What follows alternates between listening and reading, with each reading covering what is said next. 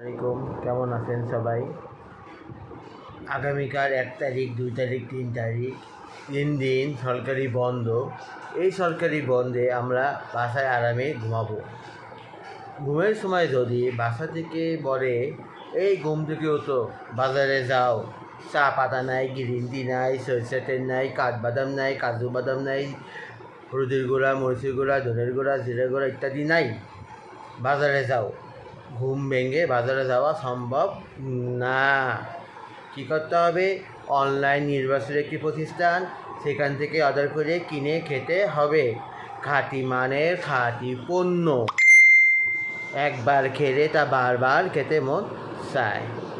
Order করার নিয়ম: আমার ইনবক্সে আপনার নাম, কী পরিমাণে জিনিস নেবেন উল্লেখ, ঠিকানা, মোবাইল নাম্বার, ইনশাল্লাহ পেয়ে যাবেন খাঁটি মানের খাঁটি পণ্য।